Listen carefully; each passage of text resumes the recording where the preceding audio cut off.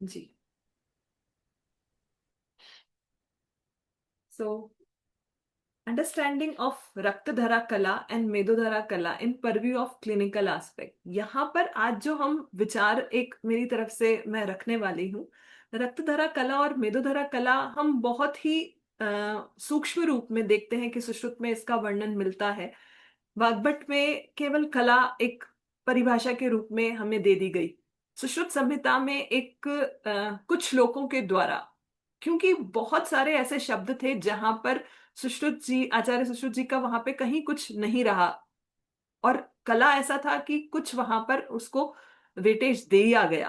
पर ऐसा क्यों कि इतना इंपॉर्टेंट अवयव होते हुए भी कभी भी चिकित्सा में इसके कलागत रोग ऐसे कहे नहीं गए, केवल शारीर स्थान में कुछ लोगों में परिचय के रूप में इसे छोड़ दिया गया। क्या इसके लिए आचार्य जी का मत क्या था? तो उसका क्लिनिकल एस्पेक्ट क्या संहिता में है, और अगर है तो किस रूप में है? बस इन्हीं कुछ प्रश्न को लेते हुए ये पूरा विवेचन शुरू किया गया था, और जिसे आज एक पीपीटी के रूप में संकलन किया गया है।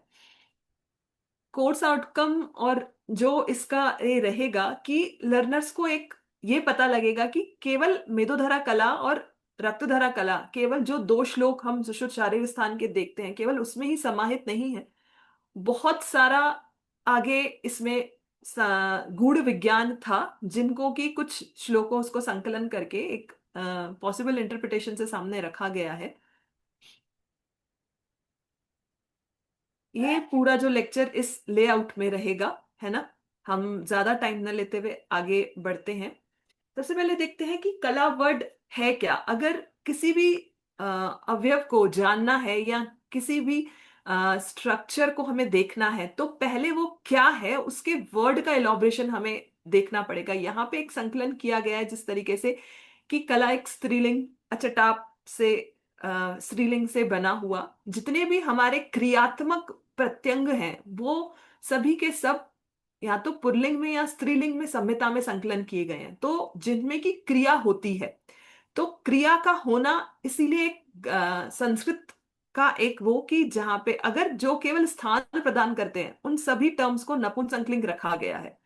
उसके अलावा अगर देखें तो कला कौशलम, कला का सूर्य के द्विदाश दश कला से लेना, चंद्र की कला से लेना, अग्निमंडल से रिप्रेजेंट किया गया है इस कला को, स्त्री रज से या गीत वाद्य आदि यंत्र के द्वारा, या एक कला जो समय के पार्ट ऑफ फ्रिक्शन उससे भी बताया गया है।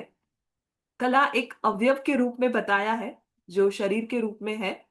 और अंततः कला गतव संख्याने च कलम शब्द संख्यानम, जिसमें कि श्री चा अड, ये कुछ जो ग्रामेटिकल एस्पेक्ट है ये कभी हम जनरली जब रिसर्च का देखते हैं तभी देखते हैं, बट ऐसा नहीं है। ये बहुत सारे पॉइंट्स एक क्लिनिकली रिप्रेजेंटेशन भी करते हैं जिस तरीके के सामने आपके हैं। So interpretation of the term meanings, इन सभी को मैंने एक इस तरीके से संकलन किया है कि जब हम पढ़ते हैं कि गति वाद्य यंत्र, या फिर अभी जैसे पता कि गति संख्यानव हमने यहाँ पर देखा भी है, कल गतव संख्या नहीं च, तो ये जो गति अर्थ में कला का वर्ड आया है ये एक उसकी फंक्शनलिटी, यानी कि वहां पर कुछ तो भी क्रिया हो रही है उसको दिखाया जा रहा है।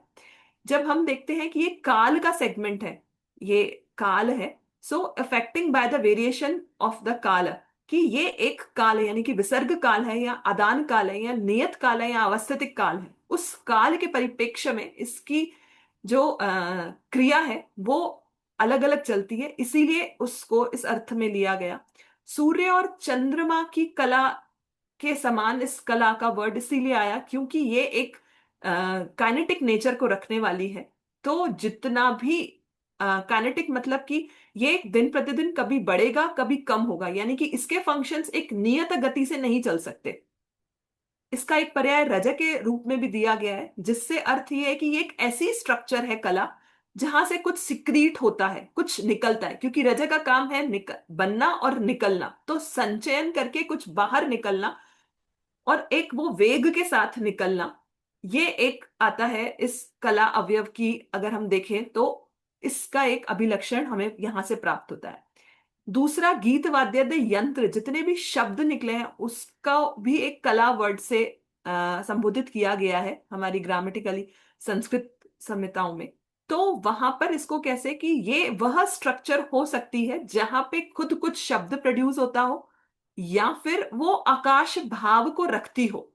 ये आकाश भाव को रखना मतलब क्या कि उसमें कोई भी परमेबिलिटी है, यानी कि कुछ छिद्र होंगे, उस छिद्र यानी कि उसके परमेबल स्वभाव को ये दिखा रहा है। कौशल कर्म ऐसा एक व्याकरण में इसका एक पर्याय रूप में दिया गया है। तो इसका मतलब कि ये जो इसका फंक्शन है वो हर एक इंडिविजुअल पर्सन के अकॉर्डिंग वेरी करता है। जैसे कौशल होता है किसी का, वो एक उसके प्राकृतिक कला होती है जो उसको इनबिल्ट मिलती है, वो इंडिविजुअल है जो व्यक्तित्व को दिखाती है। ऐसा ही कला का कार्य कैसे होने वाला है वो उसकी इंडिविजुअलिटी रिस्पॉन्स पे डिपेंड करता है। कोई जिसे कहते हैं वो उसका स्पेसिफिक होगा। तो इन सारे ग्रामेटिकली वर्ड्स को हमने यहां पर समझ करके कला क्या है वो समझा। कला वह अवयव है जहां पे कि कुछ गति निमित्त है, जो काल के प्रभाव से प्रभावित हो रही है, जिसका कि उत्क्षेपण और निक्षेप, कभी वृद्धि कभी कमी, इस तरीके का उसकी कार्य कम हो रहे हैं ज्यादा हो रहे हैं, जो कि एक पोषण देने के लिए या फिर कुछ भी स्त्राव करने के लिए वहां पर, या उस स्त्रावों को रेगुलेट नियंत्रण करने के लिए एक अवयव है, जो कि खुद एक स्रोतस यानी कि कुछ शब्दों को प्रोड्यूस करती है, या फिर उस छिद्र के रूप में है जो कि स्थान देती है कुछ वहन के लिए, और जिसका कि प्रति व्यक्ति संबोधन अलग अलग होता है। तो इन सब स्वरूप में हमने ये जाना कि कला क्या है, ये इसके ग्रामेटिकल मीनिंग से।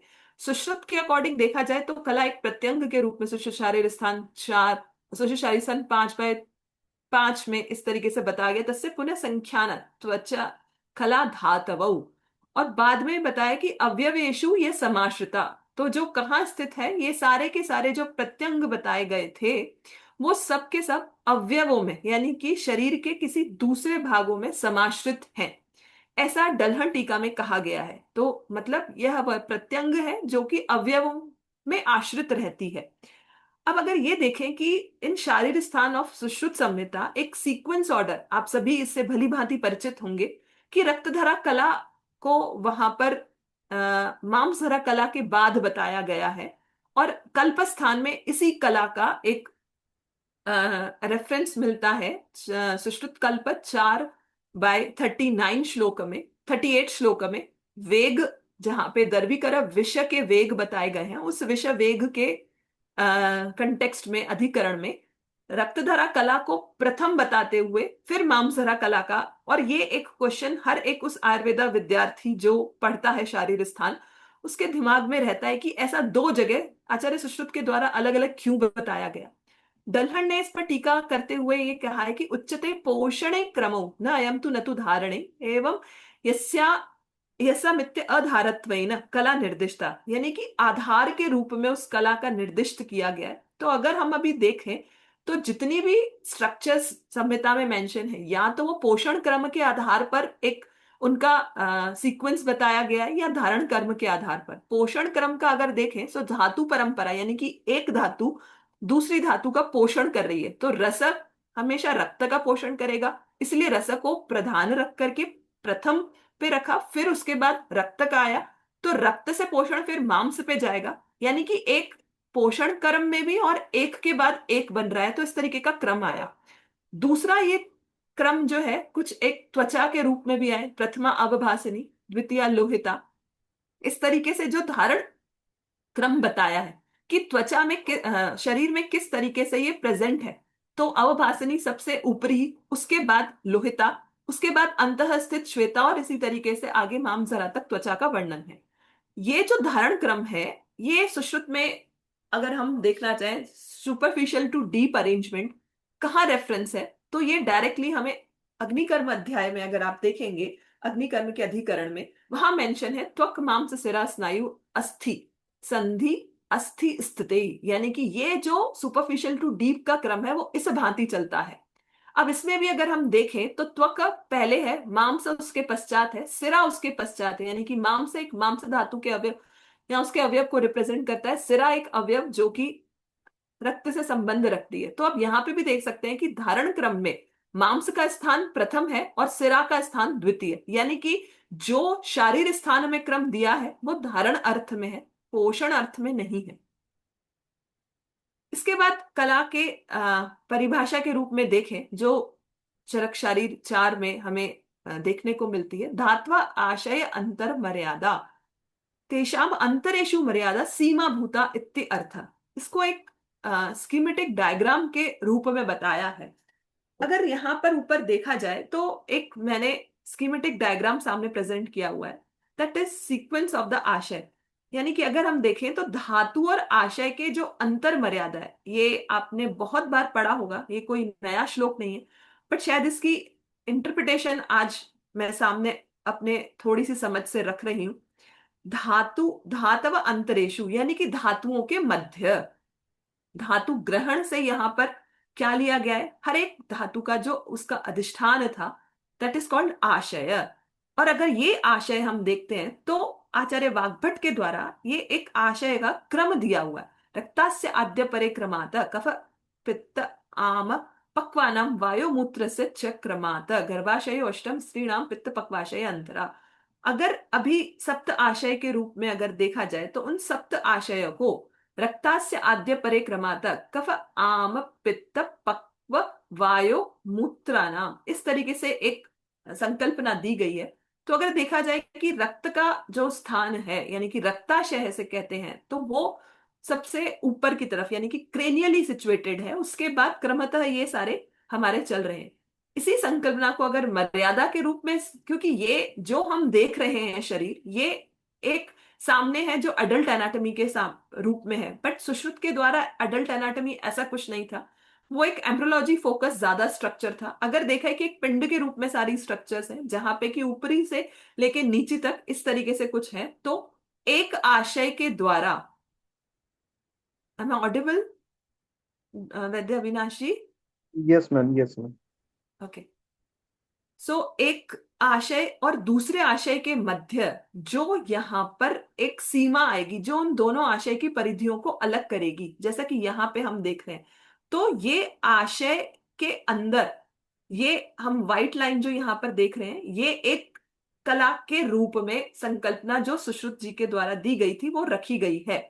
यानी कि जब एक इस आशय से कुछ भी चीज दूसरे आशय में जाएगी, अगर ये आशय क्या है, एक धातु का स्थान, जैसे कि यहाँ पे हमने रखा भी है कि धातु अंतरेशु, यानी कि ये जो एक ब्लू कलर हम देख पा रहे हैं ये एक धातु का है, और जो ये दूसरा कलर देख पा रहे हैं ये हम दूसरे एक धातु के स्थान को मान रहे हैं। तो धातु जहां स्थित है वही उसका आशय है, और उस आशय के दो धातुओं के मध्य जो वहां पर सी कला के रूप में आचार्य के द्वारा बताया गया है। ये हमने अभी तक बहुत ही इनिशियल फेज में आचार्य के द्वारा शारीर स्थान में दिया गया पढ़ा। बट अगर ऐसा ही इतना सा ही वर्णन अगर जरूरी था केवल धातु आशय के अंदर मर्यादा बोलने के लिए, इसके बाद फिर जरूरत क्या थी कि हमें सप्त कला बतानी पड़े, और फिर उसका वापस से वेग के अंतर्गत जब कल्प स्थान में बताया गया तब वेग के लिए वापस से बताया गया। इसके पहले ये देखते हैं कि कला को डिस्क्राइब करने का जरूरत क्या था, ऐसा क्या था। धातु और स्रोतस तो ऑलरेडी बताए गए हैं, हर एक धातु का अपना अपना स्रोतस भी है, फिर कला को बताने की क्या जरूरत थी।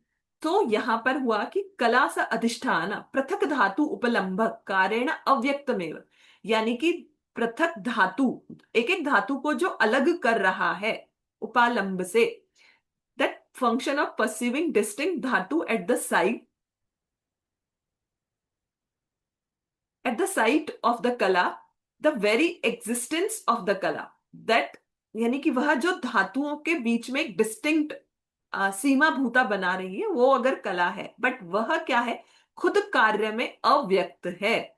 कला अस्तित्व में है बट कार्यों जो उसके कार्य है वो अव्यक्त रूप से रहते हुए व्यक्त डायरेक्टली नहीं आते। तभी हमने कभी भी कलागतवात, कलागत पित्त या कला आवरणगतवात ऐसा कभी नहीं आचार्य के द्वारा लिया गया।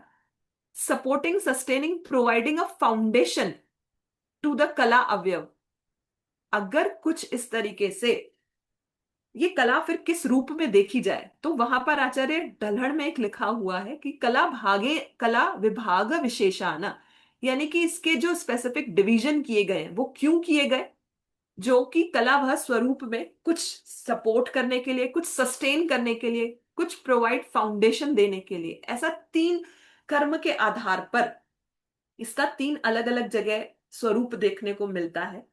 तो बेसिकली अव्यक्त रूप में रह रही है, बट वहां पर दो धातुओं की सीमा भूता बना रही है।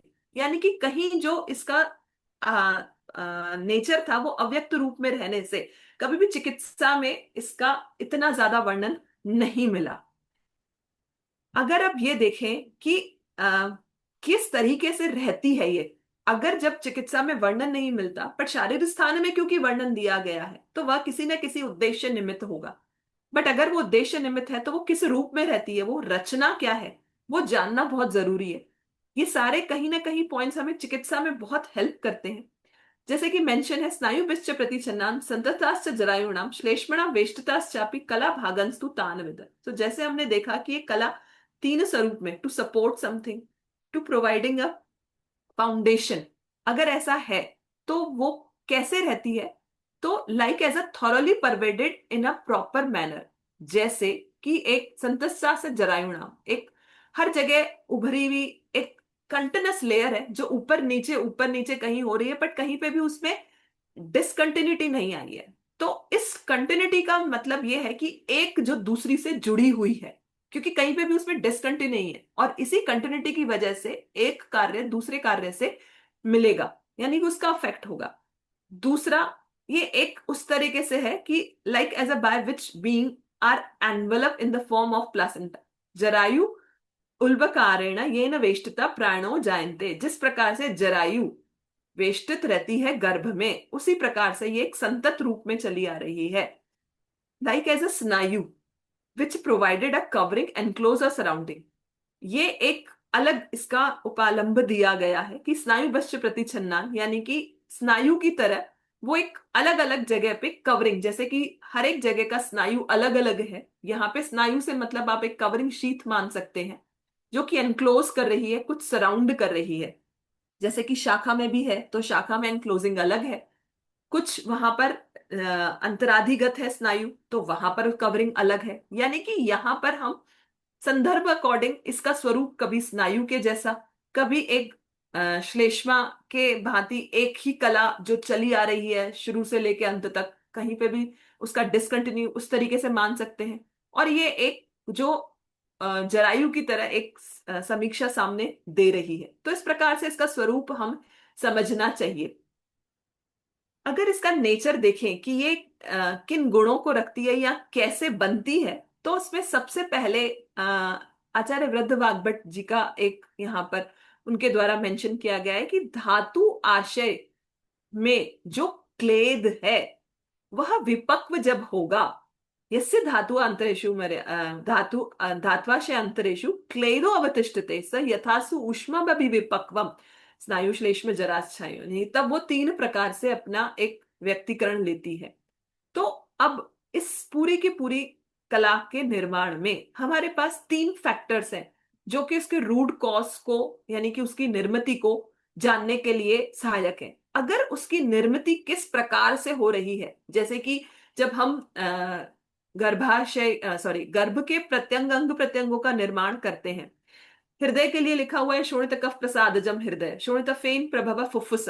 तो ये इस तरीके के छोटे छोटे जो हमारे श्लोक हैं बहुत ही सूत्र में है, बट यही सूत्र हमारा उस निमित्त कारण को दिखाता है जिसके चलते वो जब विकृत होगा तो व्याधि स्वरूप आएगी। तो किस आधार पर उसकी चिकित्सा की जानी चाहिए, तो जैसे हृदय की चिकित्सा शोणित कफ निमित्त अगर की जाए तो वहां पर हमें बहुत जल्दी रिजल्ट देखने को मिलते हैं। तो ये जो सिद्धांत है कि उसकी प्रकृति यानी कि उसके स्वभाव कैसा है, उसका कारण क्या है, तो यहाँ पे जब हम को देना चाहें तो उसका स्वभाव या उसका उत्पत्ति स्थान क्या है, तो क्लेद एक सबसे बड़ा कारण है। हम आगे देखने वाले हैं कि ये क्लेद क्या, धातु आशय की अपनी स्थिति होनी चाहिए, और विपक्वन के लिए अग्नि का वहां पर स्थित होना बहुत जरूरी है उस कला के फंक्शंस को करने के लिए। तो being a subtle residual असेंस of the धातु जो कि उसके अंदर रहता है, धातु रस शैशव अल्पत्वात, कि जो सब्टल रेजिडुअल है किसका, धातु का। और वो धातु में क्या सब्टल रेजिडुअल ले रहा है, वो क्लेद या स्नेह है। तो धातुगत स्नेह जब एक अवशेष के रूप में रहता है तो वहां पे उसको स्नेह की संज्ञा ना दे करके वो संज्ञा बदल दी जाती है। अब वो नाम आ जाता है क्लेद। अभी हम आगे और देखेंगे।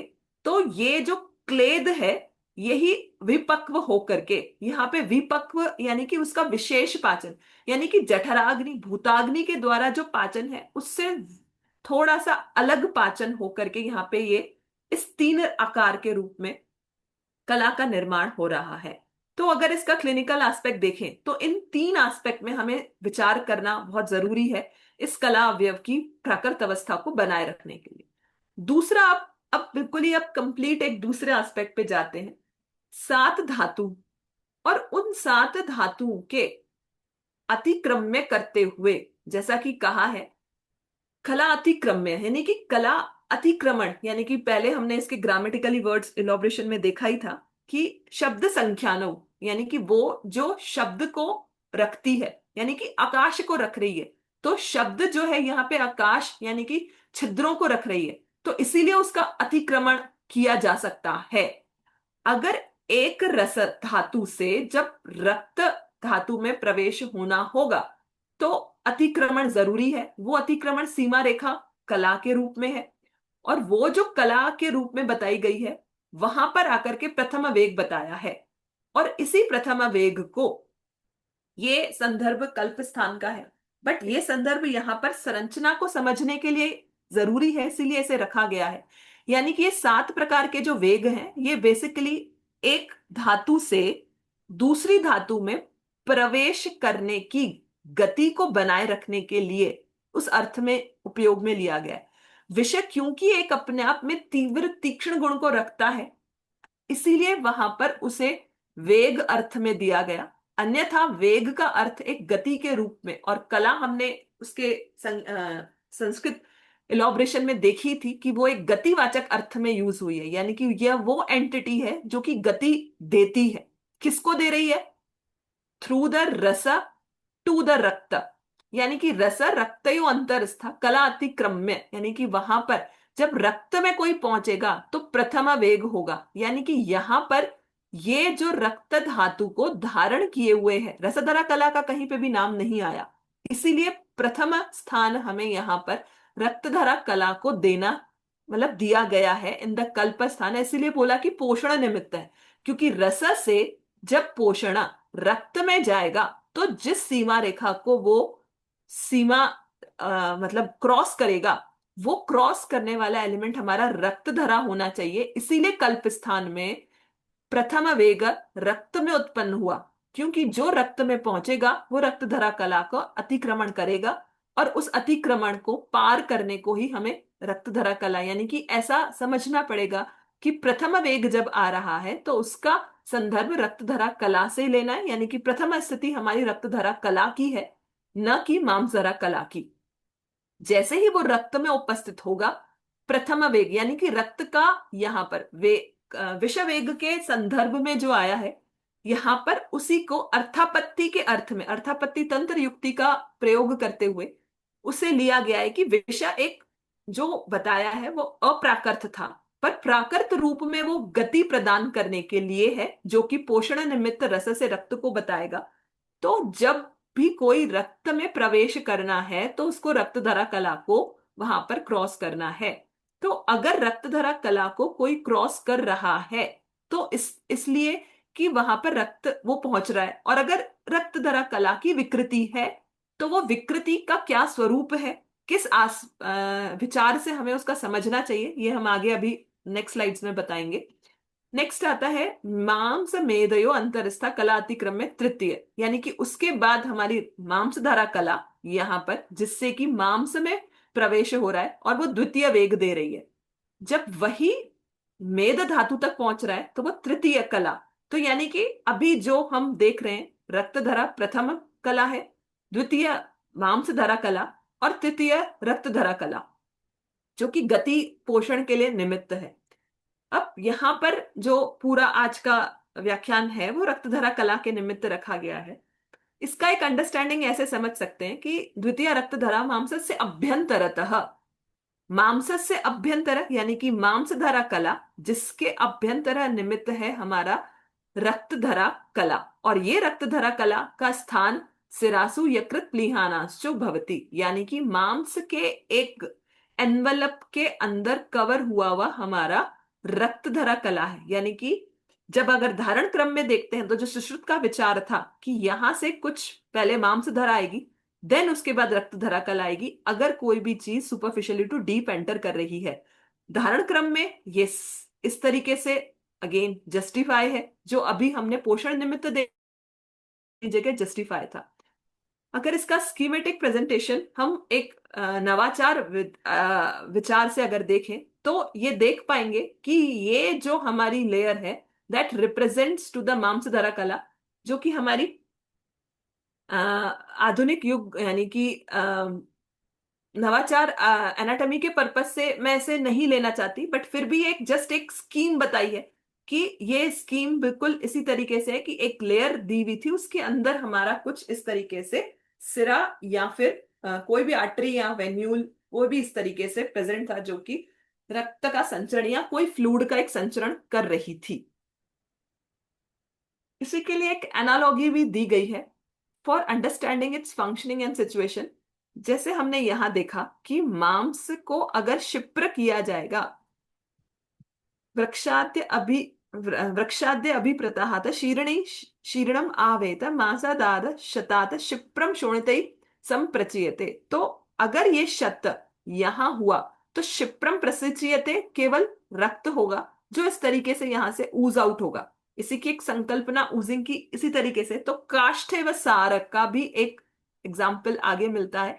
और शीरणी, शीर से काष्ठिव सार तो एक घेरा बना के जैसे रखते हैं, तो उसकी तो संकल्पना कला से की गई है।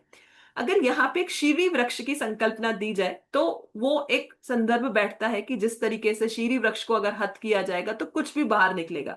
ये कुछ भी बाहर निकला मतलब उस शीरी वृक्ष का शीर बाहर निकल रहा है। यहां पर उसकी संकल्पना ऊज आउट से ये एक मान प्रमाण से रखी गई है, जिससे कि कुछ ऊज आउट हो रहा है। तो यहां पर अगर मांस का हत हुआ, शत हुआ, तो यहां पर जो है रक्त की प्रसेचन बाहर आएगी। नेक्स्ट, अब ये देखते हैं कि ये तो हमने इसका पूरा स्ट्रक्चरल एस्पेक्ट देखा कि कैसे ये प्रेजेंट होती है, धारण क्रम, पोषण क्रम या उसका सीक्वेंस क्या था। नेक्स्ट, इसको अगर क्लिनिकल एस्पेक्ट में अगर देखना चाहे तो रक्तधारा कला का सबसे पहले किसके साथ रिलेशन है यह देखना जरूरी है। अगर स्रोत से, जैसे मैंने अभी पहले यहां बताया कि जैसे ही कुछ भी यानी कि चाहे वह दोष है, चाहे आहार है या रस है, धातु, जब वो रक्त में प्रवेश करना चाहेगी तो उसको रक्तधरा कला को क्रॉस करना पड़ेगा। इसी क्रम में यानी कि रक्त में प्रवेश करना यानी कि जो उस कला के निमित्त छिद्र थे उसको क्रॉस किया, यानी कि वही हमारा रक्त व स्रोतस था। यानी कि रक्त व स्रोतस वो मूल में जिसमें भी ऑलरेडी मेंशन किया है, तो यकृत प्लीहानो रक्त वाहिन्यश्च धमने, ये यकृत वाहिन्यो धमने यानी कि यकृत प्लीहा का स्वरूप। और मांसधरा रक्तधरा कला के विशेष स्थानों में यकृत प्लीहा दोनों एक ही स्वरूप में बताएं, यानी कि ये दोनों एक समतुल्यता रखते हैं। और अगर कुछ एसोसिएशन फैक्टर्स देखें तो यकृत किस किस का स्थान है, यकृत में कहा गया है कि वह रंजक पित्त में स्थान है, तो यानी कि ये माना जा सकता है कि रक्तधारा कला वह है जो कि रंजक पित्त को निर्मित करती है या रंजक पित्त के कार्य को रेगुलेट कर रही है और प्रसाद रक्त के फॉर्मेशन में अपना पार्टिसिपेशन दे रही है। दूसरा, रंजक पित्त रस का जब रंजन होता है तब वहां पर सखलु आप्य रसौ सखलु आप्य रस रंजक, जब वहां पे पूरा का पूरा रस रंजक को प्राप्त होगा तब शुद्ध यानी कि प्रसाद रक्त की होगी। और वहीं पर ही बताया है कि आर्तव सुश्रुत सूत्र 14 में वहां पर आर्तव की सुश्रुत सूत्र, हाँ 14 में आर्तव की निर्मिति भी वहीं पे ही बताई है कि स रागम उपेति, जो रस राग को लेता हुआ 50 वर्षात द्वादश वर्षात ऊर्ध्वम याति पंचाशत शरम स्वरूप को ले रहा है। जो आग्नेय आर्तव तु आग्नेय ज्यादा प्रकृति रखता है वही रक्त लक्षणयों कृत जो आर्तव है वही हमारा आर्तव स्वरूप जो कि बन रहा है, यानी कि रक्त धरा कला का जो कार्य है वो आर्तव के फॉर्मेशन में भी अपना रोल प्ले कर रहा है। दूसरा, व्रण को मेंटेन करने में इसका बहुत बड़ा रोल है। कैसे है, हम थोड़ा सा ऐसे आगे देखते हैं। कल्प स्थान में, अगर ये मैं थोड़ा सा एक दो स्लाइड्स आगे ले जाती हूँ, थोड़ा सा समझने में आसानी होगी कि ये मैं किस रेफरेंस से इसका रिलेशन बता रही हूँ। वहां पे लिखा है कि प्रथमे वेगे विष शोणितम दूष्यति, यानी कि प्रथम वेग में, अगेन अर्थापत्ति से, यह जो वेग है विष आगंतुज था, अगर ये निज रूप में होता तो, या निज रूप में या फिर प्राकृतिक रूप में रस धातु का संवहन अगर रक्त धातु तक हो रहा है, शोण प्राकृत रूप में वो शोणित तक पहुंचेगी, विकृत रूप में वो शोणित का दूषण करेगी, तब वहां पर क्या उत्पन्न होगा।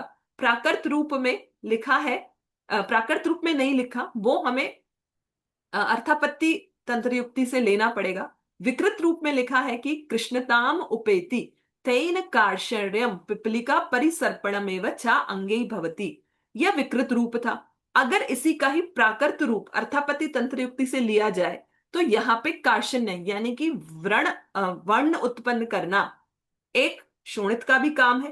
प्राकृत रूप में वो वर्ण को बनाए रखती है, और विकृत रूप में वही वर्ण जो है वो विकृत हो जाता है, जबकि वहां पर दूष्यता आ गई। अगर दूष्यता नहीं है, प्राकृत स्वभाव है, तो वह रक्तधरा कला वर्ण को मेंटेन करने वाली होगी।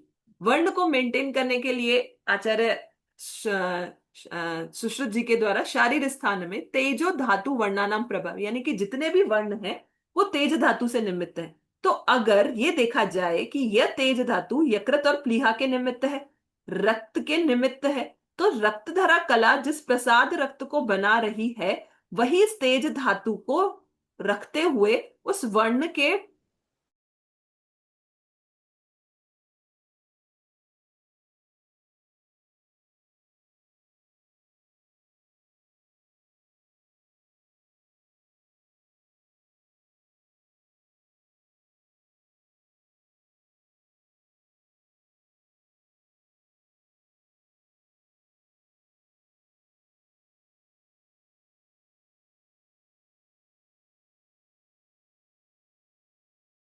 हमारे रक्त प्रदोषज विकार है वह स्टार्ट हो जाए, वह प्रोग्रेस लेंगे। और विशुद्ध रक्त को, क्योंकि विशुद्ध रक्त को कहा गया है आचार्य चरक के द्वारा, तद विशुद्ध ही रुद्रम विशुद्ध विशुद्धम ही रुधिरम बल वर्ण सुखायुष युनुक्ति प्राणिनः प्राण शोणितम शोणितम यह अनुवर्तते, यानी कि शोणित ही अनुवर्तन कर रहा है किसका, प्राण का। बल वर्ण सुख आयुष, यानी कि जो हमारा विशुद्ध रुधिर है जिसका कि निर्माण रक्तधरा कला के द्वारा हो रहा है, प्राकृत स्वरूप में यह बल को बनाए रखने के लिए, वर्ण को बनाए रखने के लिए, प्राण का अनुवर्तन करने के लिए बहुत जरूरी है। अगर विकृत स्वरूप में शोणित का दूषण अगर हो रहा है, इट मीन्स यहाँ पे रक्तधरा कला की यहाँ पर दूषित स्वभाव, यानी कि वह विकृत रूप में आ रही है, जिससे शोणित का दूषण शुरू हुआ और हमारे शोणितजर रोग जो कि यहाँ पे प्रेजेंट है ये सारे उत्पन्न हुए। तो अगर ये सारी रोगों की चिकित्सा दी गई है और जहां हम इन चिकित्सा को बहुत आराम से कर भी रहे हैं, तो इट मीन्स हम किसकी चिकित्सा कर रहे हैं, शोणित शोणित रोगों में हम विशुद्ध रक्त के निर्माण को एनहांस कर रहे हैं, और वो विशुद्ध रक्त का निर्माण इस रक्तधरा कला के निमित्त है। यानी कि ये जितने भी चिकित्सा सिद्धांत पैवण्यता में या मुख पाकाक्षी राग में जब में जहां जहां दिया हुआ है, वो सबके चिकित्सा सिद्धांत उस रक्तधरा कला के कार्य को प्राकृत स्वरूप में लाने के लिए दिए गए हैं, जिससे कि दुष्ट शोणित को हटा करके प्राकृत शोणित को, यहाँ पे शोणित का संदर्भ रक्त धातु से लिया गया है, उस दुष्ट शोणित के स्वरूप को प्राकृत स्वरूप में ला करके, यानी कि विशुद्ध रक्त में बदल दे, ऐसा रक्त धरा कला का कार्य को बनाए रख करके चिकित्सा वैद्य के द्वारा की जा रही है। इसीलिए यहाँ पर रक्त वह स्रोतस और ये सारे रोगों में जितने भी द्रव्य बताए गए हैं, चिकित्सा सिद्धांत बताए गए हैं, वह सभी रक्तधरा कला के निमित्त हैं।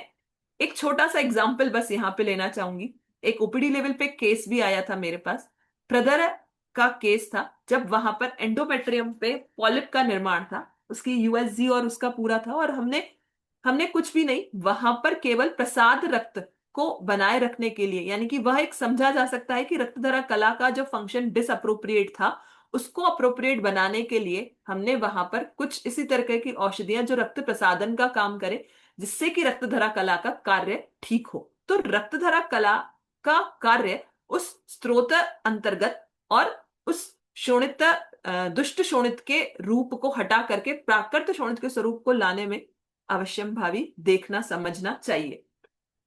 कृष्णता अगर और भी देखें तो जैसे मेंशन हुआ है सुश्रुत निदान कुष्ठ अध्याय में, जहां पे कृष्णता आ रही है तो शोणित की दुष्टि है, और वह रक्तधरा कला के डिसअप्रोप्रिएट फंक्शन या डिसफंक्शनिंग को बता रही है। दूसरा, रक्तधरा कला का परमेबिलिटी, जहां पे वह आया है कि काम क्रोध सॉरी क्रोध प्रचुरता बुद्धि सम्मोहो, यह शोणित दुष्ट शोणितज रोग में आता है। अगर ये दुष्ट शोणितज में आ रहा है तो क्रोध प्रचुरता, इसलिए मस्तक तेल की बहुत वहां पर एक बताया गया है कि किस तरीके से एक मस्तक का तेल केशानाम मार्दव्य दैर्घ्य बहुत्वम स्निग्ध कृष्णताम, ये उसकी फलश्रुति में है कि वह न केवल एक केशों को मार्दव दे रहा है, अपितु उस शिरस्थान पर भी वहां पर उस रक्तधरा कला की फंक्शनिंग को ठीक कर रहा है। तो रक्तधरा कला की फंक्शनिंग को केवल हम ओरल मेडिकेशन से ठीक करें ऐसा नहीं है, हम उसमें स्थानगत यानी कि मस्तक तेल अवचरण, यानी कि स्थानिक हमने तेल अवचरण पिचू के रूप में, या फिर शिरोबस्ती के रूप में, या फिर रोज शिर अभ्यंग के रूप में भी वहां पे उस रक्तधरा कला की फंक्शनिंग को, क्योंकि लिखा है ना कि विशुद्ध रक्त जो प्राण अनुवर्तन करेगा, और ये जो मस्तक तेल है ये प्राण का अनुवर्तन करने में सबसे श्रेष्ठ माना गया है।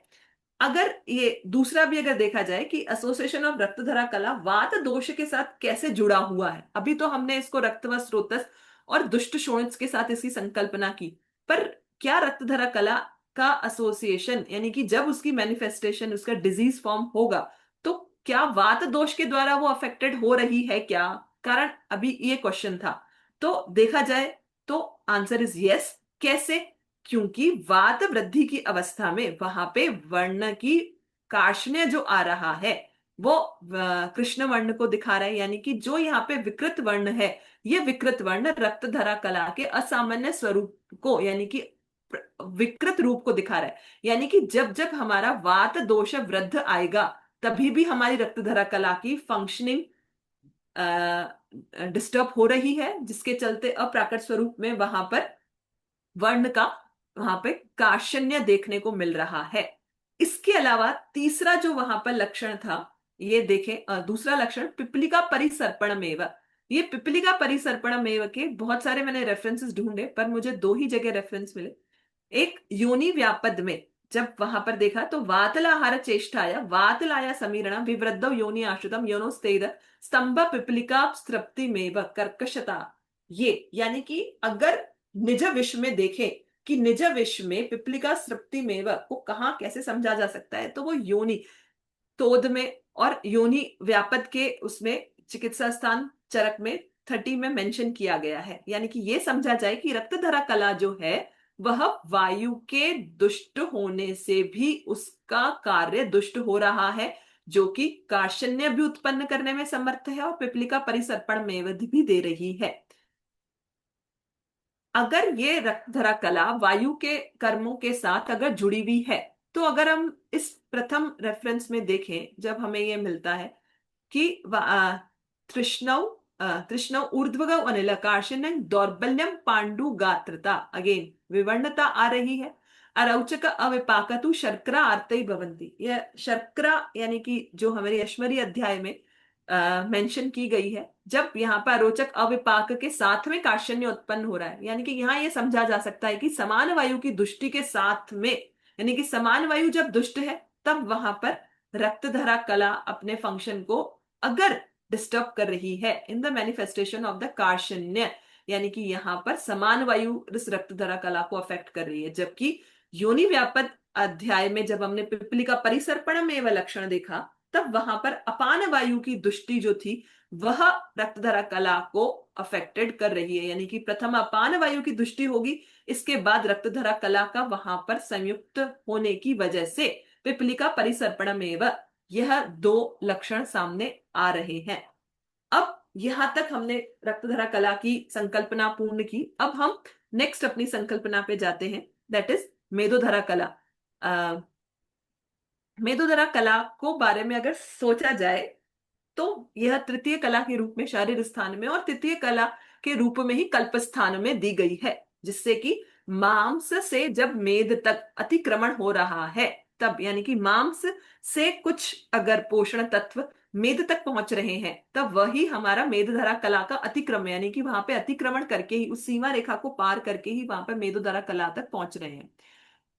अगेन मेदोधरा कला के बारे में एक बहुत ही विशिष्ट आचार्य के द्वारा यहाँ पर बताया गया है, दैट इज सर्वभूतानाम उदरस्थ, यानी कि सभी प्राणियों में है, ऐसा सर्वभूतानाम हर एक कला के संदर्भ में नहीं आया। यानी कि अवश्यम भावी तत्व होने सर्वभूत है, यानी कि हर एक अवयव में यह उपस्थित है। कैसे, यह देखते हैं कि इसकी विशेष स्थिति उदर में, अणु अस्थि में और महत स्थिति, महत अस्थियों में, ये तो सामने बताई। बट इसके अलावा ये जो धारण कर्म कर रहा है मेदोधरा कला, इसके साथ में मेद शब्द के साथ निमित्त करते हुए सर्वभूतों में उपस्थित रहने की वजह से, या फिर सर्वभूत है इसीलिए मेद का स्थान बहुत विशिष्ट दिया गया है, और मेद के अलग अलग स्वरूपों को भी यहाँ पे इसी मेदोधरा कला के द्वारा धारित होता हुआ बताया गया है। जैसे एक मेद धातु खुद ही, एक मज्जा धातु का स्वरूप, एक वसा का स्वरूप और एक सरक्त मेद का स्वरूप, ये चार अलग अलग टर्म्स जो हैं इस मेदोधरा कला के द्वारा धारण की जाती हैं, या ये चार अलग अलग हमारी जो एंटिटी है वो इस मेदोधरा कला के द्वारा धारण की जाती है। अगर इनके केवल यहाँ पर जो अंतर है वो स्थान के रूप में, जब वह उदर या फिर अणुअस्थिगत होगा तब वही मेदोधरा कला के द्वारा धारित किया गया जो संगित होगा वह मेधा संज्ञा प्राप्त करेगा। जब वही धारित किया हुआ मेदोधरा कला के द्वारा धारित किया हुआ तत्व जब महत अस्थि के अंदर संगित होगा, उसी को ही मज्जा स्वरूप दिया गया। जब वह मांस के अंदर रहेगा तब वह वसा के रूप में संगित हुआ। और इसके अलावा अथ इतरेषु सर्वेषु, इसके अलावा जितने भी स्थान हैं उन सभी स्थानों पर वह सरक्त मेद के रूप में वहां पर संगित किया जाएगा। यानी कि वसा, अगेन क्या कहा, अगर इसी में ही देखते हैं तो शुद्ध मांसस्य यस्ने स वसा परिकीर्तिता, यानी कि मेदोधरा कला जो है वह स्नेह तत्व का धारण कर रही है। यानी कि यहां पर ये जो चार वैरायटीज हैं ये सब स्नेह तत्व को धारण किए हुए हैं। जब यही स्नेह तत्व शुद्ध मांसस्य स्नेह के रूप में प्रकट हो रहा है तब उसे वसा कह दिया। जब वही स्थूल अस्थि में प्रकट हो रहा है तब उसे मज्जा कह दिया। जब वह अणु अस्थि में प्रकट हो रहा है तब उसे मेद कह दिया, या उदर स्थान में अगर वह स्नेह है तो उसे मेद कहा गया। अगर वही इन सब स्थानों के अलावा जहां पे भी स्नेह प्रेजेंट है जो कि मेदोधरा कला के द्वारा धारित किया हुआ है, वो सभी स्थान सरक्त मेद के नाम से संगित किए गए हैं। अब हम ये समझ सकते हैं कि मेदोधरा कला की जो व्याप्ति है वह केवल इन तीन स्थानों पर न होने की वजह से इन तीन स्थानों तक ही सीमित नहीं है, सरक्त मेद के रूप में वह सभी स्थानों पर है। अब अगर यह देखा जाए, इसी तत्व की जो पुष्टि है ये एक और श्लोक से की जा सकती है, जब मेद के कर्म वहां पर बताए गए हैं। मेद स्नेह सैद्वौ दृढ़त्तम पुष्टि अस्थानम, यानी कि अस्थियों की पुष्टि और स्नेह को बनाए रखना, यही हमारा मेद धरा का कला, मेदोधरा कला का काम है। यानी कि मेदोधरा कला का जो मेद धातु निर्मिति में या मेद धातु के आशय में स्थिति बनी हुई है, वह उस स्नेह को धारित करके अस्थियों को पुष्ट कर रही है। यानी कि अस्थि के साथ इसका संबंध हम एक और, हमने एक जस्टिफिकेशन ले लिया कि यहां पे भी मिलता है।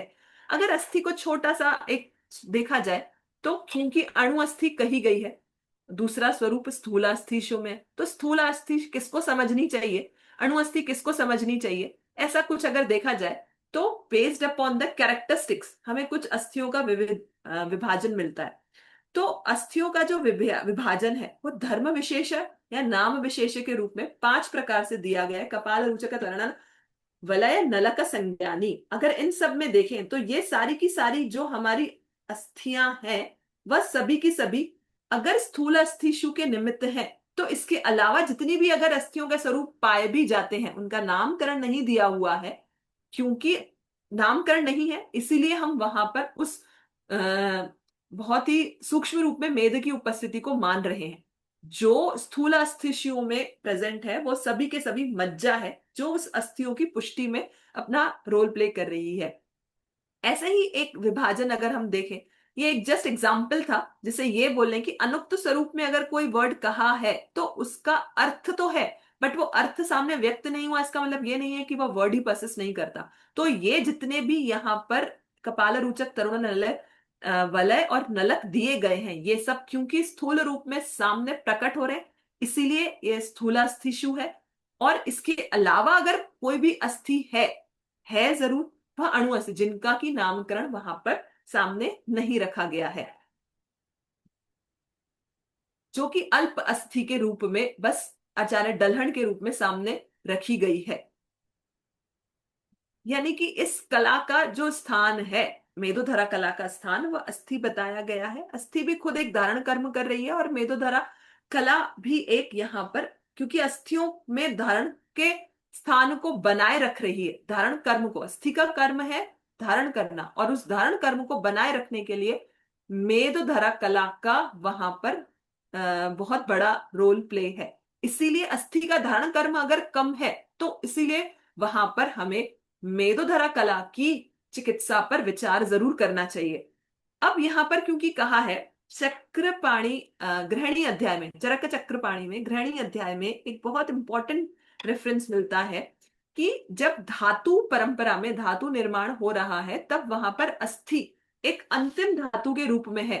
अगर वह अंतिम धातु के रूप में अगर आ रही है, तो यानी कि मेद ही है जो कि मज्जा और आगे शुक्र का रूप धारण कर रहा है। अगर वहां पर धातु परंपरा यानी कि स्नेह का जो रूपांतरण हो रहा है, वह स्नेह का रूपांतरण अंतिम सीमा मेद तक ही सीमित रह जाती है, खर रूप में वहां पर अस्थि जो बचा हुआ भाग है वो रह जाता है। और उस बचे हुए भाग में जब मेद का संघनित स्नेह धारण होता है, उसे ही मज्जा कहा। और जब वही आगे और संघनित रूप को प्राप्त करेगा, यानी कि स्नेह के और सार के रूप में प्राप्त करेगा, जब वही, तब वहां पर शुक्र धातु की निर्मिति होगी। तो ये भी एक रेफरेंस इसे जस्टिफाई करता है कि मेद एक वो अंतिम धातु थी जो स्नेह को धारण किए हुए थी, यानी कि स्नेह के निर्माण में स्नेह को धारण करना और स्नेह के कार्य से, यानी कि स्नेह को पालंब देने में बहुत ज्यादा इंपॉर्टेंट रोल प्ले करती है। अब ये मेदोधरा कला का प्राकृत स्वरूप, यानी कि अगेन नॉर्मली से कैसे फंक्शन करती है, वह जानने के लिए जो संहितागत इसका विकृत स्वरूप दिया गया है, वह इसमें पहले देख लेते हैं, जो सुश्रुत कल्प स्थान में हमें मिलता है, जहां लिखा गया है कि तृतीय मेदो दुष्यति, यानी कि तृतीय जब मेदोधरा कला का दूषण होगा, यानी कि जब वह विकृत स्वरूप प्राप्त करेगी, चाहे वह निज विषय के द्वारा प्राप्त करे, चाहे वह आगंतुज विषय के द्वारा प्राप्त करे, जब वह दूषण होगी, तब वहां पे मेदो धातु का दूषण होगा। यानी कि उसके लिए उसको वो लिमिट अतिक्रमण करना पड़ेगा जो कि मांस से मेद के बीच में आ रही है, जो मेद धातु को धारण किए हुए है, यानी कि उसे अब वो मेद धातु में एंटर कर गया। जब हमने ये वाला एक स्टेटमेंट बताया था, तब कि मांस से जब मेद धातु में वो पहुंचा तो अतिक्रमण हुआ मेदधरा कला का, अब वो मेद तक पहुंच गई, तो तृतीय कला का जब विकृत स्वरूप आएगा, तब वहां पर दूषण मेद धातु का ही होगा। इसीलिए चिकित्सा में मेदो दोषज रोग बताए गए हैं, मेदोधरा कला चिकित्सा ऐसा नहीं लिखा गया, क्योंकि अतिक्रमण पर रचना मेदोधरा कला थी, धातु मेद थी, जिसका की ट्रीटमेंट मेदोदोषज रोग के रूप में किया गया। अगर यहां पर देखें कि मेदोधरा कला जब विकृत स्वरूप में होगी तो क्या क्या अफेक्ट होगा, यानी कि when the symptoms at manifestation on the विशेषण of the मेदोधरा कला, then when it is appear, then क्लेदोत्पत्ति होगी, शिरो गौरवम होगा, स्वेद वृद्धि और चक्षुष ग्रहण। यहाँ पे चक्षुष ग्रहण का मतलब दृष्टि अवरोध पूरी तरीके से होगी। अब अगर ये देखें कि ये चार फीचर्स हमें मिल रहे हैं जब मेदोधरा कला अपने विकृत स्वरूप में आ रही है, तो अगर अर्थापत्ति तंत्र युक्ति अगेन वही हमें लेके जाती है कि अगर प्राकृत स्वरूप में मेदोधरा कला है, तब वह क्लेद के संवहन में, यानी कि क्लेदोत्पत्ति यानी कि क्लेद को न होने देना। अब ये क्लेद क्या है हम आगे अभी देखेंगे, बट ये क्लेद के सम्यक निर्वहन के लिए रिस्पॉन्सिबल है। शिरो की स्थिति यानी कि शिरगत, यानी कि प्राण स्थान या शिर को मैंने आगे बताया भी था कि रक्तस्य आद्य परिक्रमात कफ आम पित्त पक्वानाम, कि अगर हम यहां देखें कि यह जो शिर था वह बेसिकली रक्त का आशय है, यानी कि उस जो शिरोगौरव प्रकट हो रहा है वो शिरोगौरव इस रक्त के आशय में जाकर के प्रकट हो रहा है।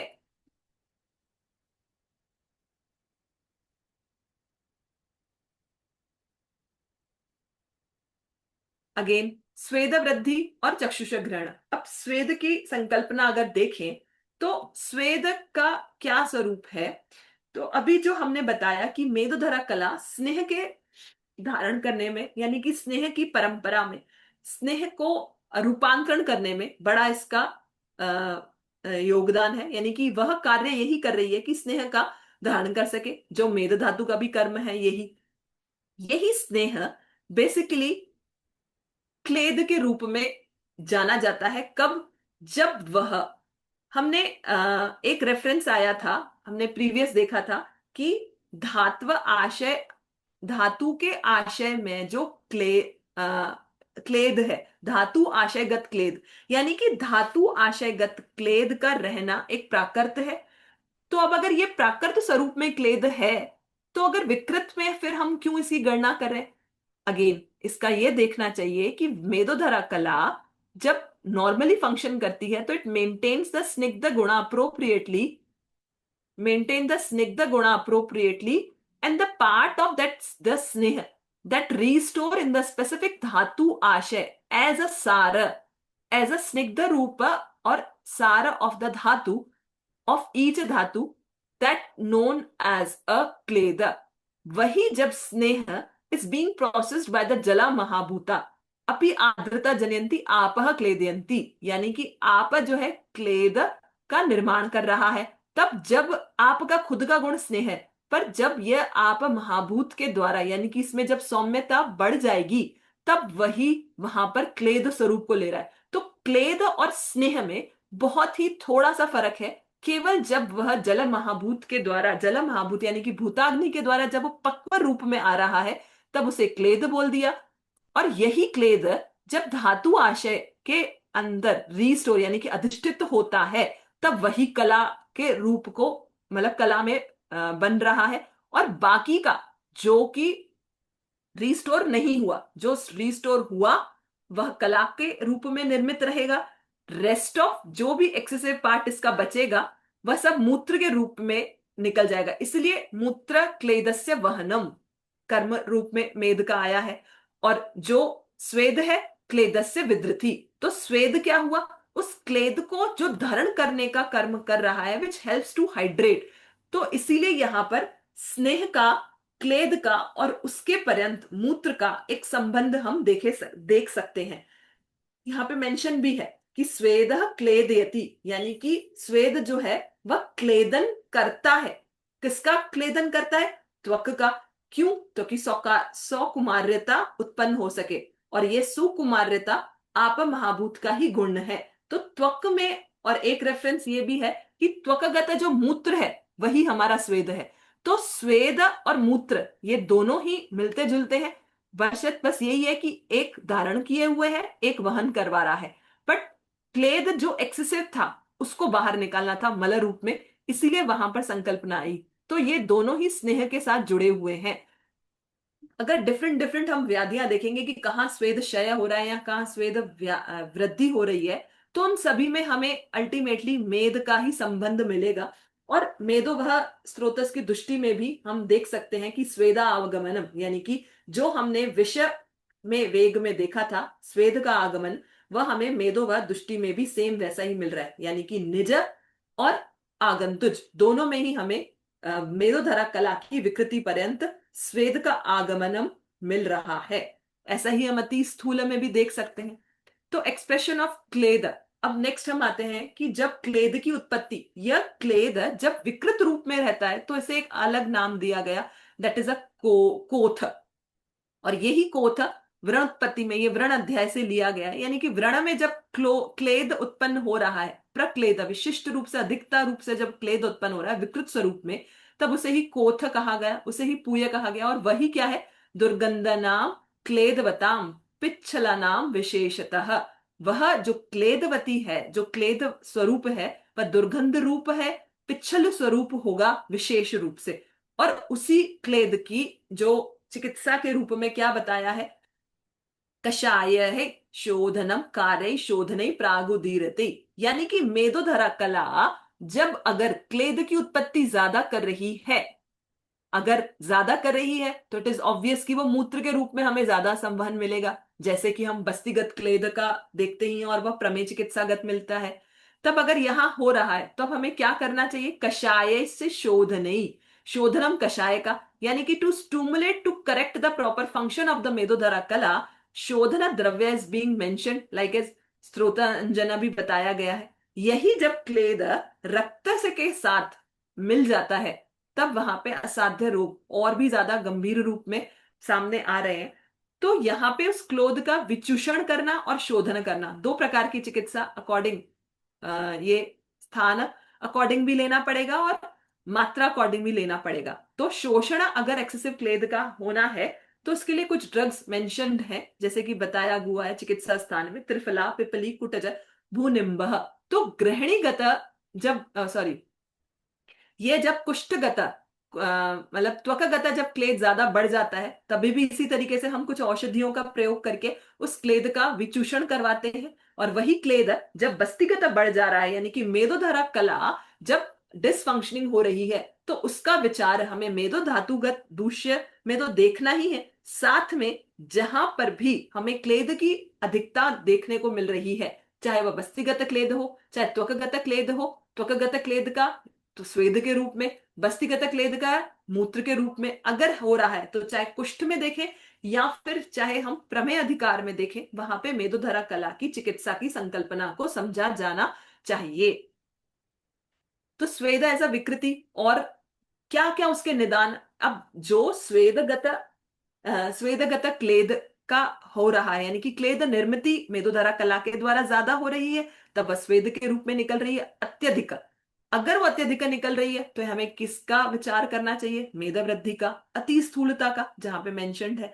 तो वो उनके लिए जो भी हमें निदान मेंशन है, वो सभी के सभी निदान इस मेदोधरा कला को विकृत स्वरूप करने के लिए समझे जाने चाहिए। जैसे श्लेष्माहार सेवन अध्यशन, तो ये अध्यशन एक बहुत इंपॉर्टेंट है जो कि रक्त दूषित भी करता है, यानी रक्तधरा कला का भी दूषण कर रहा है और यहाँ पर मेदोधरा कला का भी दूषण कर रहा है।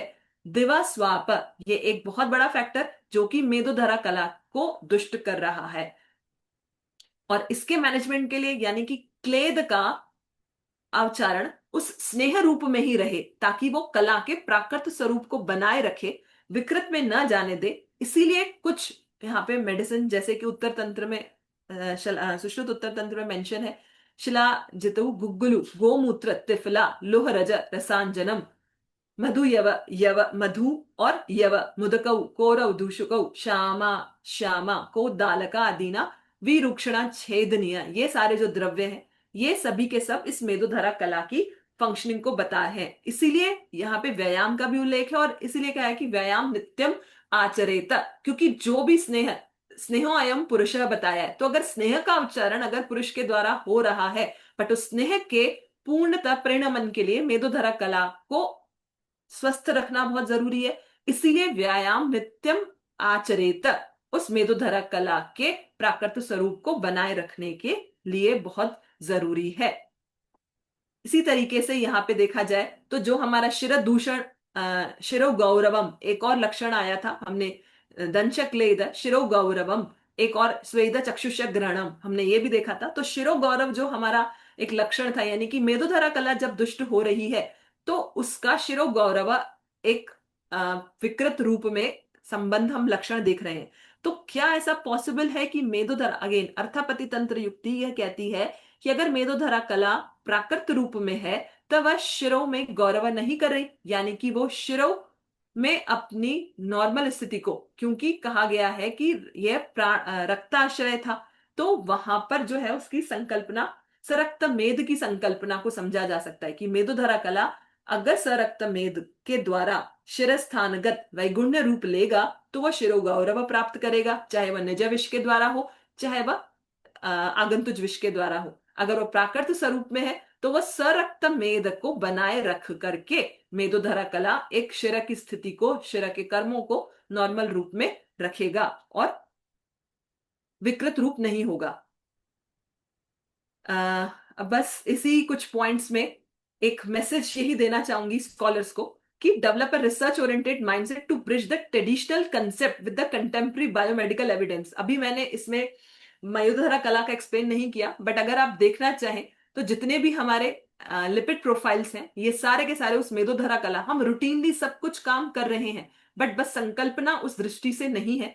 तो शरीर रचना की दृष्टि से अगर समझा जाए, बीइंग टीचर ऑफ शरीर रचना डिपार्टमेंट, इसी उद्देश्य से इसको रखा गया कि अगर प्राकृत स्वरूप में मेदोधरा कला को रखना है तो स्नेह की परिणमन, उस स्नेह के अवचरण, स्नेह का क्लेद में परिवर्तन, इन सब का विचार करना जरूरी है ताकि उस डिसफंक्शनिंग ऑफ कला को हम रोक सके।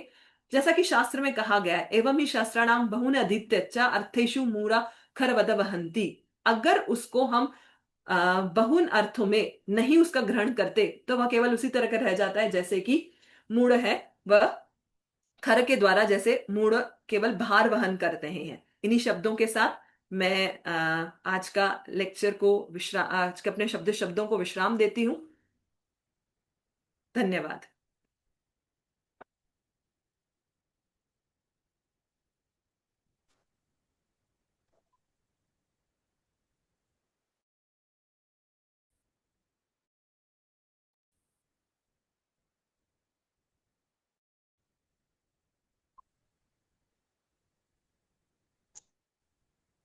धन्यवाद डॉक्टर। धन्य हाँ अविनाश जी बोलिए। नहीं नहीं, बोलिए बोलिए सर। हाँ, धन्यवाद डॉक्टर ईशा हरस्वामी जी। अ, आपके द्वारा हम सबको जो यह मार्गदर्शन आज प्राप्त हुआ है, बहुत ही सूक्ष्म तरीके से रक्तधरा कला और मेदोधरा कला का अभ्यास हम जैसे प्रैक्टिशनर्स के लिए पुनः एक बार हो गया। और दूसरी बात है कि विद्यार्थियों के लिए भी यह अत्यंत महत्वपूर्ण रहेगा। हमेशा के लिए यह वीडियो शायद सेव रहे तो सभी के लिए उपयुक्त जरूर रहेगा। आजकल ऐसा जमाना है कि सूक्ष्म स्वरूप में किसी भी विषय का अभ्यास करने के बजाय शॉर्टकट लगाते हुए सब लोग ऐसे आते हैं कि जैसे हम्म। कि वो कोई नुस्खे मांगते हैं। बिल्कुल सर। नुस्खे ऐसे है कि मुझे ये हुआ है और गूगल को पूछ लिया है और गूगल कुछ ना कुछ बता देता है, और इसके जी पीछे सर। कुछ कारण मीमांसा रहती है, अभ्यास रहता है। और इतना अभ्यास तो गूगल के होते हुए शायद संभव ही नहीं है। फिर भी लोगों को यह आदत है कि वो गूगल करते रहते हैं। शायद खुद को क्या हुआ है ये भी पहले गूगल को पूछते हैं और गूगल बता नहीं पाता, और प्रयोग करने के बाद अपयश आ जाता है या बहुत कुछ तकलीफ शुरू होती है, तब इनको वैद्य की याद आती है, ऐसी बात है। तो ऐसी परिस्थिति में वैद्यों के अभ्यास का महत्व सदा सर्वदा के लिए रहेगा। जी सर। तो नुस्खों के पीछे न भागते हुए हम्म। अभ्यास करते रहे, ऐसा सोचते हुए, हम्म। ऐसा विचार करते हुए, ऐसा ही निश्चय करते हुए सारे वैद्य प्रैक्टिस करते रहे। हम्म। वैद्यकीय क्षेत्र में नॉन वैद्यकीय अवैद्यकीय लोगों का सहभाग और सहयोगिता अवश्यंभावी है। हम्म। फिर भी वैद्यों का महत्व कभी भी कम नहीं होगा, क्योंकि जी सर। हम सब सदा अभ्यासरत रहेंगे। आश जी सर। आरोग्य भारती का यही कहना है, और इस कहने का तात्पर्य यह नहीं है कि अवैद्यकीय कार्यकर्ताओं का महत्व नहीं है, क्योंकि आरोग्य भारती में अवैद्यकीय कार्यकर्ता और सारे पैथी के कार्यकर्ता भी काम करते हैं। हम्म। तो सबका साथ लेकर इस विषय में या सारे वैद्यकीय विषयों में सिर्फ गूगल पर जानकारी लेने से बच जाए, इस बारे में जागरण करने के लिए अवैद्यकीय कार्यकर्ता महत्वपूर्ण है। हम्म। इस विषय को ध्यान में रखते हुए आयुर्वेदाभ्यसनम के इस व्याख्यान माला का आयोजन आरोग्य भारती और भागीरथी मेडिकल फाउंडेशन के संयुक्त तत्वावधान में होता रहा है, आगे भी होता रहेगा। सभी को अभ्यास करने का आह्वान करते हुए मेरा आज का समारोप का कथन पूर्ण करता हूं। धन्यवाद। धन्यवाद सर। धन्यवाद सर। अब हम प्रश्नोत्तर सत्र की ओर बढ़ते हैं। यदि किसी प्रतिभागी के मन में कोई प्रश्न हो तो कृपया चैट बॉक्स में या फिर अनम्यूट करके अपना प्रश्न पूछ सकते हैं। हेलो। हेलो। हेलो। हेलो। नमस्ते मैम। नमस्ते। मैम, ये था कि मेरा क्वेश्चन था कि फॉर एग्जांपल चरक ने हम्म। नहीं लिया है, क्या बोलते हैं, कलाओं को, एंड शुश्रु जी हम्म। ने लिया है। हम्म। तो जनरल प्रैक्टिस में क्या होता है, वी प्रैक्टिस चरक ओनली। तो जैसे अभी आपने बहुत अच्छा बताया, तो उसमें मैं ये पूछना था, कला को यूज करके, इंटीग्रेट करके हम डिफरेंशियल डायग्नोसिस कैसे कर सकते हैं।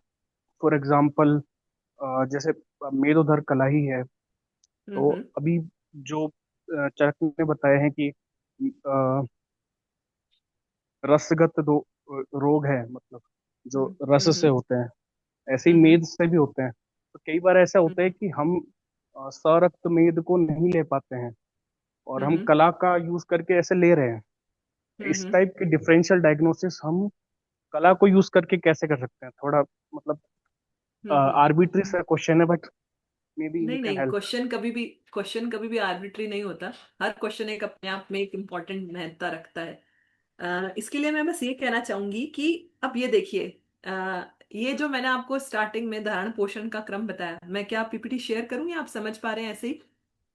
हम कर दीजिए, अच्छा होगा। अच्छा।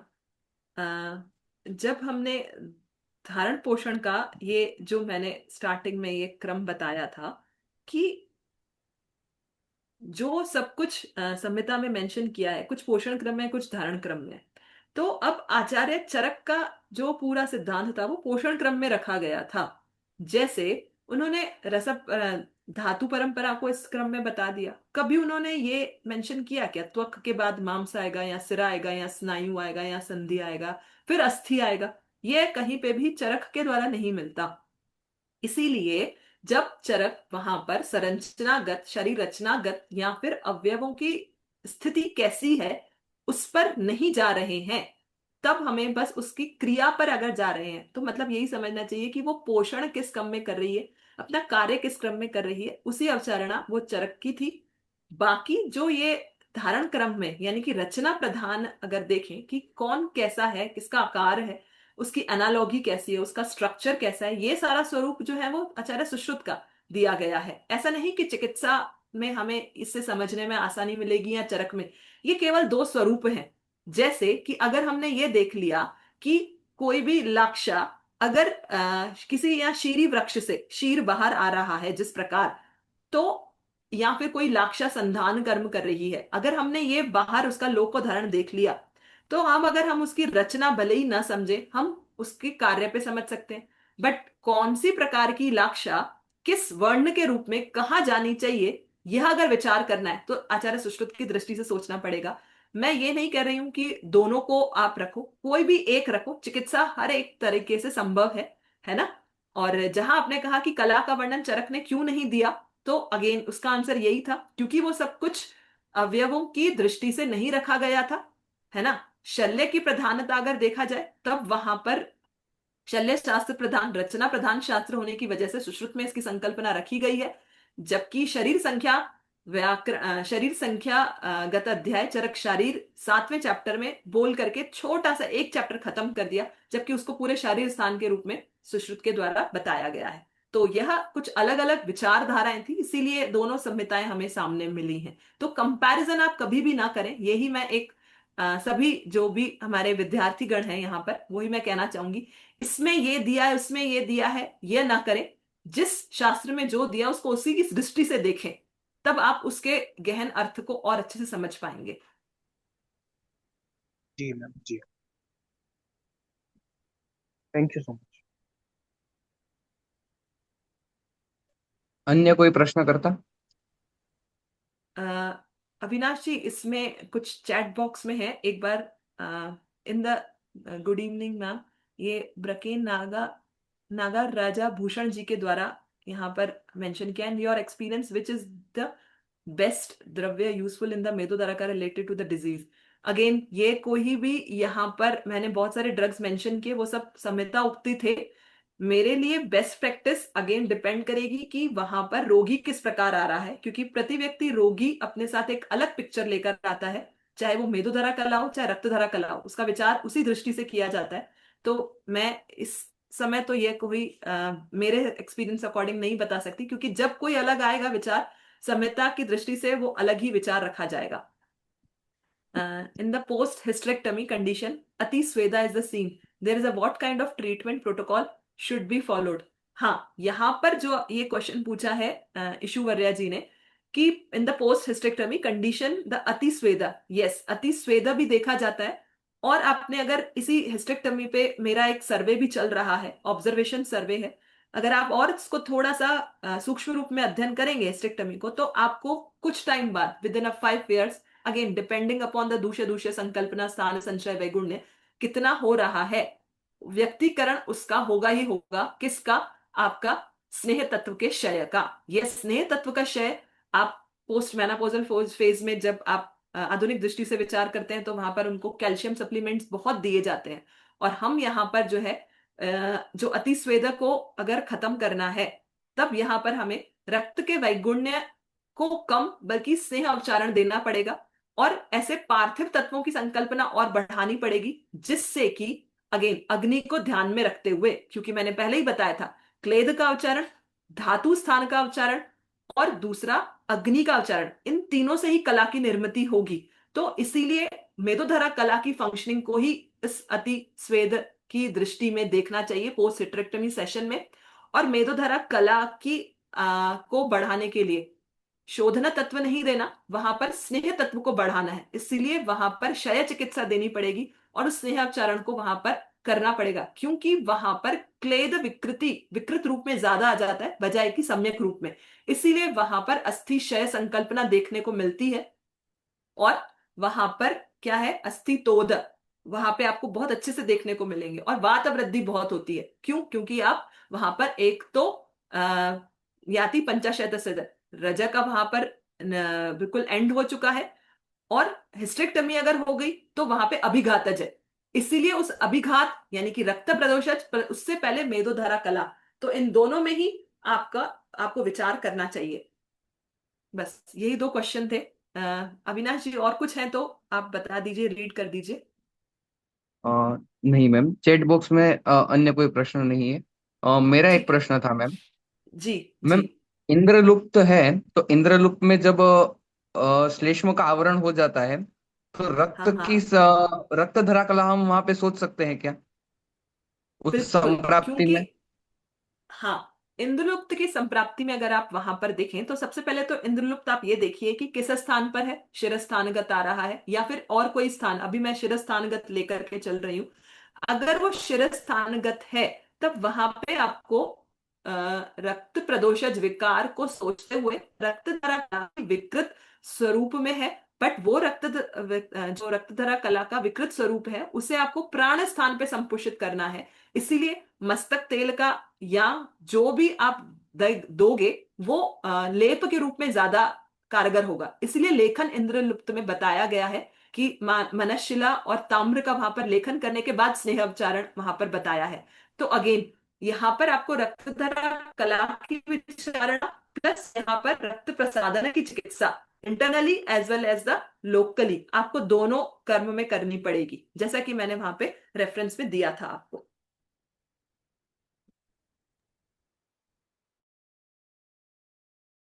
अन्य कोई प्रश्न था? अब लगता है नहीं है, तो सेशन को आगे बढ़ाते हैं। आज आपने जिस सरलता, गहनता एवं वैज्ञानिक दृष्टिकोण से इस विषय को प्रस्तुत किया है, उसके लिए मैं अपने और सभी प्रतिभागियों की ओर से हृदय से आभार व्यक्त करता हूँ। मैं स्वयं रचना शरीर विषय में स्नातकोत्तर अध्ययन कर रहा हूँ, इसलिए आपके व्याख्यान अच्छा। से मुझे विशेष रूप से लाभ प्राप्त हुआ है मैम। अच्छा, थैंक यू। Yes ma'am. आपने जिस प्रकार शास्त्रीय सिद्धांतों को व्यवहारिक एवं अनुसंधानात्मक दृष्टिकोण से प्रस्तुत किया है, वो बहुत ही समझ और अधिक स्पष्ट एवं गहन था। अब हम थैंक यू। समापन के लिए चलते हैं कि शांति मंत्र से। ओम सर्वे भवन्तु सुखिनः, सर्वे सन्तु निरामया, सर्वे भद्राणि पश्यन्तु, मा कश्चित् दुःखभाग् भवेत्। ओम शांति शांति शांति। धन्यवाद मैडम।